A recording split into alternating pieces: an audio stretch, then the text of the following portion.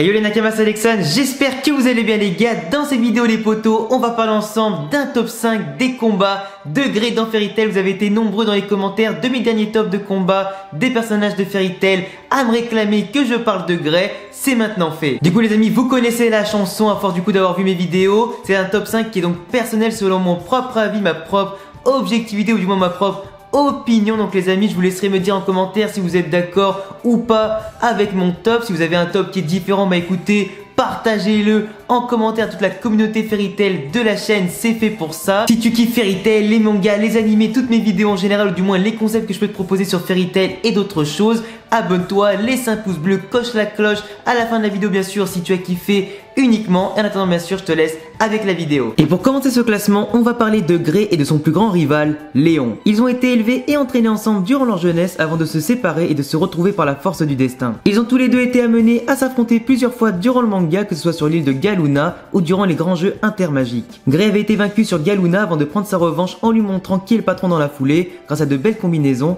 et en respectant les enseignements de leur maître que Léon avait renié. Durant les jeux magiques, Grey et Jubia ont affronté Léon avec de belles combinaisons, montrant une supériorité écrasante et prouvant que Grey avait bel et bien surpassé son aîné. Comment parler de Grey sans évoquer ses combats contre Natsu? Plusieurs fois dans le manga, nos deux héros se sont affrontés et battus à la moindre occasion, ne cédant jamais face à la puissance de l'autre. Bien qu'à chaque fois leurs combats ont été interrompus et qu'on ne saura jamais dans le fond qui est le plus fort entre les deux, les combats qui les opposent dans l'arc Avatar quand Grey était infiltré dans la Guilde Noire, ou surtout le combat de l'arc Tartaros montrent bien tout leur potentiel et leur puissance. Natsu est totalement obsédé à l'idée de vaincre Zélef et Grey venait tout juste d'apprendre que Natsu était en réalité Iendi.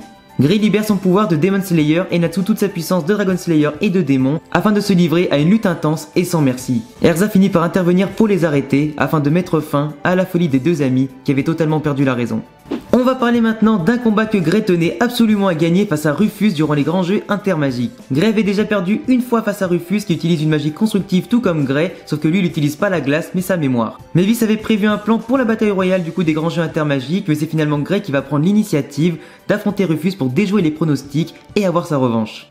Rufus a migré en difficulté en annulant sa magie de glace et en déjouant toutes ses attaques avant qu'il ne se fasse prendre au piège par la vitesse d'exécution de Grey. Grey va montrer à Rufus tout au long du combat qu'il est bien plus fort que lui et bien plus talentueux sur le fond en magie constructive. Grey finit par achever Rufus sur une ultime attaque, montrant toute sa détermination et marquant de précieux points pour Fairy Tail. S'il y a bien un combat que l'on attendait dans le manga, c'était bien Grey contre Silver, ou plutôt Deliora qui avait pris l'apparence de son père. Grey est totalement en état de choc en voyant que Deliora a été ressuscité par Tartaros et qu'il a pris possession du cadavre de son père. Deliora lui explique alors qu'il souhaite le tuer une fois pour toutes pour se venger de son maître Houl et le combat s'engage avec une violence incroyable. Grey est totalement dépassé et ne se contrôle plus du tout à cause de sa colère et surtout son envie de vengeance contre ce démon. Après différentes techniques et tactiques, Grey finit par le vaincre et apprend qu'il s'agissait non pas de Deliora mais bien de son propre père contrôlé par un démon. Après une ultime discussion lui dévoilant la vérité, ils se séparèrent et Silver transmit à Grey sa magie de Demon Slayer de glace, le rendant encore plus puissant et capable de vaincre Iendi. Pour conclure la vidéo, comment ne pas parler du combat qui a ému et fait vibrer tous les fans de Fairy Tail, Grey vs Inbel, avec aussi un passage intense en émotion entre Grey et Jubia. Grey et Jubia font face à Inbel, un des membres des 12 Spriggan et hommes de confiance de Zélef. Inbel maîtrise une magie de glace capable de surpasser celle de Grey et de le faire trembler de froid. Nos héros sont en difficulté face à lui et Grey n'arrive pas du tout à lui faire le moindre dégât avant de passer en mode Demon Slayer de glace pour enfin le toucher. Inbel trouve Grey très intéressant avec un potentiel capable de détruire Iendi, c'est d'ailleurs lui qui va lui révéler sa véritable identité durant le combat. Il va même jusqu'à relier Jubia et Grey avec sa magie pour les forcer à s'entretuer, montrant un moment intense où les deux personnages vont essayer de se suicider au même moment, sous les yeux dégoûtés de Inbel qui ne s'y attendait pas du tout. Jubia va donner son sang à Grey qui va survivre après ça, avant d'exploser Inbel avec sa nouvelle force et de sauver Jubia avant qu'il ne soit trop tard. Un combat qui a marqué tous les esprits avec un Grey plus fort que jamais.